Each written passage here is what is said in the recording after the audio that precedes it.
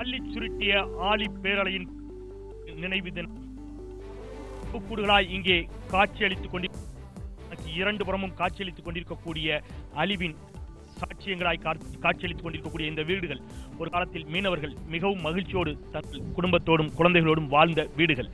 இது நாகப்பட்டினம் மாவட்டம் கீச்சாங்குப்பம் கிராமம். ஒட்டுமொத்தமாக சுனாமியில் மிகப்பெரிய அளவிலே பாதிக்கப்பட்ட ஒரு மாவட்டம் நாகப்பட்டினம் மாவட்டம். அந்த நாகப்பட்டினம் மாவட்டத்திலும் மிகப்பெரிய அழிவை சந்தித்தது இந்த கீச்சாங்குப்பம் கிராமம். ஒட்டுமொத்தமாக இந்த மீனவ கிராமமே ஆழிப்பேரலைக்கு பலியான ஒரு சோகம் என்பது இன்னமும் மீள முடியாத ஒரு சோகம்.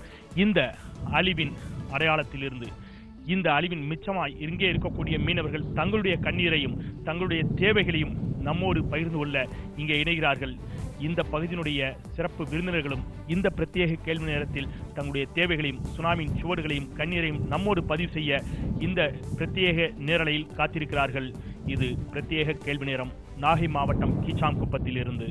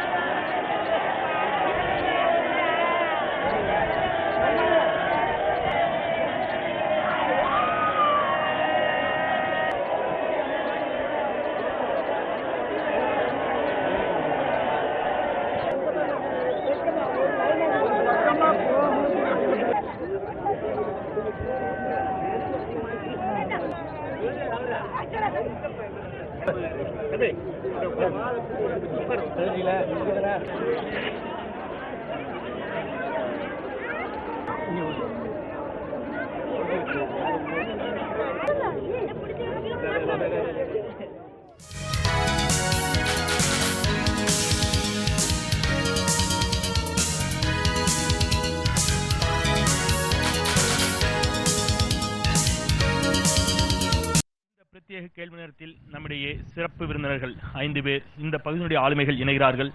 கடந்த முறை இதே நாகை மாவட்டம் நம்பியார் நகர் கடற்கரை பகுதியிலிருந்து சுனாமியின் சுவடுகளை நாம் பதிவு செய்திருந்தோம். நேயர்களுக்கு மிக நன்றாகவே நினைவிருக்கும்.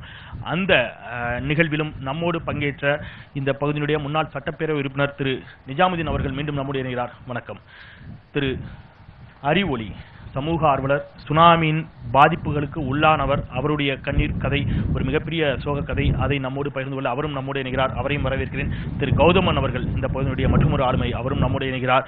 இந்த கீச்சாங்குப்பம் கிராமத்தினுடைய நாட்டார் ராஜேந்திரன் அவர்கள் நம்மோடு இணைகிறார். அவரையும் வரவேற்கிறேன். திரு மனோகரன் அவர்கள் இந்த பகுதியினுடைய தலைவர், அவரையும் நான் வரவேற்கிறேன். இவர்கள் மட்டுமின்றி இந்த கீச்சாங்குப்பத்தினுடைய அழிவின் எச்சங்களாய் மிச்சங்களாய் கண்ணீரோடு இந்த கடற்கரை கிராமத்தில் வாழ்ந்து கொண்டிருக்கக்கூடிய தங்களுடைய உறவுகளை இழந்த வேதனையோடும் கண்ணீரோடும் இங்கே வாழ்ந்து கொண்டிருக்கக்கூடிய ஏராளமான மீனவ சொந்தங்களும் இந்த பிரத்யேக கேள்வி நேரத்தில் நம்மோடு இணைகிறார்கள்.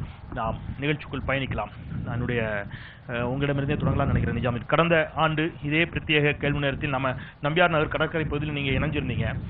சுனாமியின் கோரச்சோடுகள் என்பது 11 ஆண்டுகள் ஆகிவிட்டது. இது எத்தனை நூற்றாண்டுகள் ஆனாலும் பேசி தீர்க்க முடியாத ஒரு வேதனை. இன்னும் பேசுவதற்கான ஏராளமான விஷயங்கள் இதற்குள் இருந்து கொண்டே இருக்கின்றன. கண்ணீர் கதைகள் எத்தனை முறை ஒப்பாரி வைத்து அழுதாலும் தீராத ஒன்று. அதை தாண்டிய தேவைகள் என்னவாக இருக்கின்றன அப்படிங்கிறது குறித்து நாம் பேசிக்கொண்டே இருக்கின்றோம். இந்த ஓராண்டு, போன ஆண்டு நாம் இந்த பிரத்யேக கேள்வி நேரத்தில் நடத்தியதற்கும் இந்த ஆண்டு நடத்தி கொண்டிருக்கக்கூடிய இந்த சூழலுக்கும் இடையில் இந்த சுனாமியால் பாதிக்கப்பட்ட மக்களுக்கு உடைய வாழ்க்கையில் ஏதேனும் முன்னேற்றங்கள் மாற்றங்கள் ஏற்பட்டிருக்கிறதா? உங்களிடமிருந்தே தொடங்குகிறேன். எனக்கு தெரிந்தவரை கடந்த ஆண்டுக்கும் இந்த ஆண்டுக்கும் 1% என்று சொல்லக்கூட முடியாது. ஒரு இம்மி அளவு கூட எந்த முன்னேற்றமும் கிடையாது என்பதுதான் உண்மை. இன்னும் சொல்ல போனால் அந்த கடந்த ஆண்டை விட இந்த ஆண்டு இன்னும் மிகவும் மோசமான நிலைமையில் தான் நடந்து கொண்டிருக்கு. சுனாமி பாதிப்பு என்பது அது இயற்கை சீற்றமாக இருந்தாலும் கூட அந்த பாதிப்பிலிருந்து மக்களை காத்திருக்க முடியும் என்பதுதான் அன்றைய வாதமும் இன்றைய வாதமும். அந்த நிலை மீண்டும் ஒரு சுனாமி வறுமையானால் கடந்த சுனாமியிலிருந்து நாம் ஏதாவது பாடம் பெற்று மீண்டும் மக்களை பாதுகாக்கக்கூடிய நிலையில் இந்த அரசு இருக்கிறதா அல்லது சார்ந்த நிறுவனங்கள் இருக்கிறதா என்று சொன்னால் நிச்சயமாக இல்லை. மீண்டும் மீண்டும் சொல்ல முடியும், இல்லை இல்லை இல்லை என்ற வார்த்தையை தான் உறுதியாக வைக்க முடியும். அந்த அளவிற்கு அந்த இவ்வளவு பெரிய கிட்டத்தட்ட 12,000 மக்களை இழந்திருக்கக்கூடிய ஒரு 10 நிமிஷத்திற்குள்ளாக 12,000 உயிர்களை இழந்திருக்கக்கூடிய ஒரு சூழ்நிலையில் கூட ஒரு மிகப்பெரிய உலகளவில மிகப்பெரிய அரசாங்கம் ஒரு பாடம் கற்கவில்லை என்று சொன்னால் மீண்டும் இந்த 20,000 லட்சமாக ஆகிவிடுமோ என்ற அச்சம் இருந்து கொண்டிருக்கிறது. நீங்க தனிப்பட்ட முறையிலும் கூட நீங்களே ஒரு சாட்சியமாய் மிச்சமா எஞ்சியிருக்கிறீர்கள் சுனாமியின் பாதிப்புகளுக்கு. இப்போ உங்களுடைய வாழ்க்கையில் ஏற்பட்ட பாதிப்புகள் என்ன, அதை பதிவு செய்யுங்க. நான் அறிவொளி காரைக்கால் பகுதியை சார்ந்தவன். காரைக்கால் நான் நேரடியாக சுனாமியை அனுபவித்தவன். சீஷோரில் போயிட்டு எனக்கு சிவில் ஒர்க் நடக்கும்போது காலையிலே நான் சீஷோர் போயிட்டேன். போய் வேலை நடந்துகிட்டு இருக்கும்போது கடல் பொங்கி வருதுன்னு என்னோட ஆள் சொல்லும் போது நான் அந்த ஆள்கிட்ட பௌர்ணமி நேரம் கடல் பொங்குன்னு சொல்லி சுனாமின்னு தெரியாது நமக்கு அப்போ நிகழ்வு. அந்த நேரத்தில் பார்த்தீங்கன்னா ஒரு பசு மாடு அடிச்சுட்டு அந்த சீஷோரில் சீகல்ஸ் பில்டிங் அருகாமையில் உழுது. அதை பார்த்து நாங்கள்லாம் பயந்து ஓடி தப்பிச்சிடலான்ட்டு ஓடி போய் எதிர்த்த மாதிரி இருக்கக்கூடிய மரத்தில் போகிறோம். அதுக்கு எனக்கு முன்னாடி 5 பேர் தொங்கிருந்துட்டாங்க. அவங்க போய் கை கொடுத்தாங்க. நான் தொங்கி நின்றுட்டு இருக்கும் போது அந்த மரம் வேரோடு பிடுங்கி கொண்டது. வேரோடு பிடுங்கி நம்ம கடலில் மேற்கு பக்கமாக அடிச்சுட்டு போயிட்டு ஒரு 500 மீட்டர் தள்ளி 2 சேனல் வழியாக நான் புறப்பட்டு அப்படியே தள்ளிட்டு போய் என்ன நிகழ்வு நடக்குதுன்னே தெரியல, பயம். ஒரு ஸ்டேஜில் பார்த்தீங்கன்னா ஒரு மாடி வீட்டுக்கு மேலே ஒரு தொப்பி போட்ட ஒரு போலீஸ்காரர் காவலர் கை காட்டின லேசா எனக்கு என்னோட நினைவு முடிகிற நேரம் கை காட்டினோட அவர் அங்கேருந்து அந்த கழியெல்லாம் போட்டு தூக்கியிருக்காங்க. தூக்கி வண்டியில் போடுறதுலாம் தெரியுது. என்னோட கையோ காலோ அசைவு இல்லை, நினைவு மட்டும் தெரியுது. என்னை தூக்கிட்டு போய் காரைக்கால் கவர்மெண்ட் ஆஸ்பத்திரியில் மார்ச்சரியில் போட்டாங்க. மார்ச்சரின்னு எனக்கு தெரியாது. அது நான் நினைவு வந்த பிறகு சொன்ன பிறகு தான் தெரியும் மார்ச்சரின்னு. மார்ச்சரியிலேருந்து தட்டி எல்லாம் பேசுகிறாங்க, அறிவொளி கான்ட்ராக்டர் அப்படின்னு தெரியுது. ஆனால் என்னால் அசைவு இல்லை. அதுக்கப்புறம் அங்கே இருந்த என்னுடைய நண்பர் ஜெய் சண்முகம் அவர்கள் என்னை தட்டி தூக்கி அந்த ஆஸ்பத்திரியில் வச்சு ஏதோ கவுந்து பண்ணியிருக்காங்க மட்டும் தெரியும். நான் அதை மறுப்பதற்கோ அதை விட்டு விலகி சுயநினைவு வர்றதற்கோ ஒரு மாத காலம் ஆச்சு. நான் வைத்தியம் முடிச்ச மாதிரி இருந்தேன்.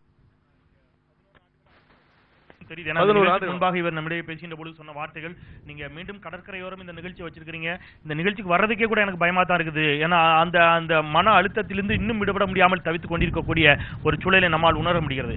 ஐயா, இப்போ நான் சொன்னது போல ஒரு அழிவின் மிச்சமா எலும்பு கூடுகளா 2 பக்கமும் வீடுகள், இந்த கிராமம் மொத்தமும் அழிந்து இருக்கக்கூடிய நிலை. இதே கிராமத்தில் மகிழ்ச்சியோடு தங்கள் குழந்தைகளோடும் குட்டிகளோடும் பிள்ளைகளோடும் விளையாண்ட உறவுகள் இன்றைக்கு அது ஒரு மிகப்பெரிய அழிவை சந்தித்திருக்கக்கூடிய நிலையில் இந்த வீடுகளை பார்க்கின்ற பொழுது என்ன மாதிரியான உணர்வு ஏற்படுகின்றன? ஐயா, பக்கத்தில் உள்ள கரப்பேட்டை கிராமத்தில் நானும்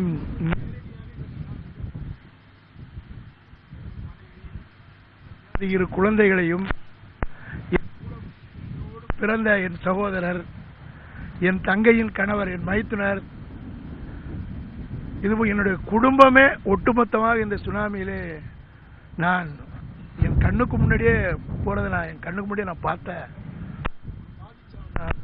இந்த சுனாமியால இது போன்ற இந்த வீடுகள் கூட பார்க்குற பார்வைக்கு வெறும் கட்டடம் மட்டும் தெரியுது. நான் என் வீட்டினுடைய அடிச்சுவடே இல்லை. அதுபோல ஒரு முழுமையா பாதிக்கப்பட்டவன் தான். சுனாமின்னு சொன்னாலே உள்ள நடுக்கம் வந்துடும் எனக்கு. இன்னும் சொல்ல போனா சுனாமிங்கிற வார்த்தையை இன்னைக்கு 26 இந்த ஒவ்வொரு ஆண்டும் இந்த ஒரு சுனாமி நாள் வரும்போது மட்டும் இல்லை, ஒவ்வொரு வினாடியும் நாம் விழித்திருக்கிற நேரம்லாம் அந்த சுனாமி பயம் இன்னும் எங்கள் மக்கள்கிட்ட இருந்துக்கிட்டு தான் இருக்கு. என்னை போல ஒவ்வொருத்தருக்கும் இருக்கு இந்த சுனாமி பயங்கிறது இன்னும் இருக்கு. ஆனால் என்ன, அதாவது இதிலேருந்து நான் எங்களை மீட்டெடுக்கிறதுக்கான முயற்சி அரசு அந்த சுனாமி நேரத்தில் எடுத்தாங்க. ஆனா இன்னைக்கு அது முழுமை அடைஞ்சிருக்கான்னா அது கண்டிப்பா இல்ல. தொடர்ந்து எடுக்கப்படணும் அப்படிங்கிற கோரிக்கை தொடர்ந்து வைக்கப்படுகிறது. ஐயாட்ட கொடுங்க. இப்போ நீங்க இந்த பகுதியுடைய நாட்டாரா இருக்கிறீங்க. கடந்த ஆண்டும் இதே நிகழ்வில் நாம இங்கே மாலையில் கொடுத்த செய்தி தொகுப்பில் ஐயாவும் நம்மோட இணைந்திருந்தாங்க. இப்போ இந்த பகுதிகளை பார்க்கின்ற பொழுதும் நீங்க நமக்கு பின்னாடி அந்த பக்கம் வலது பக்கம் அந்த 80 பிஞ்சுகள், இந்த பகுதியினுடைய பள்ளியில், அரசு பள்ளியில் படித்த 80 பிஞ்சுகள் குழந்தைகள் 80 பேர் பலியானார்கள் சுனாமிக்கு. இதையெல்லாம் பார்க்கின்ற பொழுது ஐயா உங்களுடைய மனதில் என்ன மாதிரியான உணர்வுகள் ஏற்படுகின்றன? 2004 டிசம்பர் 26 சுனாமி என்கின்ற அந்த கடல்கோள், அந்த தாக்குதல், அந்த சோகம் 11 ஆண்டுகளானாலும் அது அந்த சோகம் மாறுவதாக இல்லை. ஆனால் மீட்பு என்று வரும்போது பல்வேறு விதமான ஆறுதல்களை அரசு ஆரம்ப காலத்திலே செய்தது. சுனாமிக்கு பிந்தைய மறுவாழ்வு என்கின்ற ஒரு சில நிகழ்வுகளை சொன்னார்களே தவிர அது எந்த அளவிற்கு ஆக்கபூர்வமாகி இருக்கிறது என்பது இன்று வரை கேள்விக்குறியான ஒன்றாகவே இருக்கிறது. உதாரணமாக சொல்ல வேண்டும் என்று சொன்னால், ஆரம்ப காலத்திலே இழந்த உயிர்களுக்கு நிவாரணம் என்று சொல்லி உதவினார்கள்.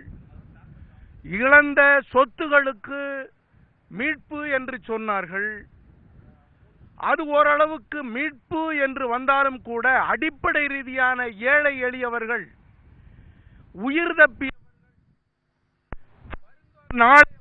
நாளைய காலம் நமக்கு என்ன வழிகாட்ட இருக்கிறது என்கின்ற ஏக்கம் மேலோங்கியே இருந்த நிலையிலே கூட ஒரு ஆறுதலை நாங்கள் எல்லாம் நினைத்தோம். ஒரு சில ஆண்டுகளிலே எப்படி நினைச்சோம், அரசு நல்ல சொல்கிறார்கள், மீனவர்களுக்கென்று மீனவர் காப்பீட்டு திட்டம் இருக்கிறது என்று சொல்லுகிறார்கள். இன்னும் சொல்ல போனால் இழந்த சொத்துகளுக்கு மீட்பு என்று சொல்லுகிறார்கள். இதுவெல்லாம் கிடைக்கும் என்று நாங்கள் நம்பிக்கொண்டிருந்தோம். சுனாமி என்று வந்தபோது அது மிகப்பெரிய கோர விபத்து. அந்த விபத்தில் ஒவ்வொரு மீனவனும் தன்னை பதிவு செய்யும் போது, மீனவனாக பதிவாகும் போது இன்சூரன்ஸ் காப்பீடு என்று ஒன்று உண்டு, எங்களுக்கு உண்டு, விபத்து காப்பீடு என்று. விபத்து காப்பீடை கூட இந்த கிராமத்திற்கு கொடுக்க ஒரு கொடுத்துவிட்டு அதை பெற்றுத்தரக்கூட 2 ஆட்சிகள் மாறிவிட்டது. இதற்கிடையிலே 11 ஆண்டுகள் ஆகிறது. ஆனால் அவர்களுக்கான பரிகாரத்தை செய்திருக்கிறார்களா என்று சொன்னால் இன்று வரை இல்லை. அந்த கேள்வியோட நம்ம அடுத்தடுத்த சுற்றிலையும் கூட நகரலாம். மற்றவருடைய கண்ணீரையும் பதிவு செய்துவிட்டு நம்ம நகரலாம் நினைக்கிறேன். ஐயா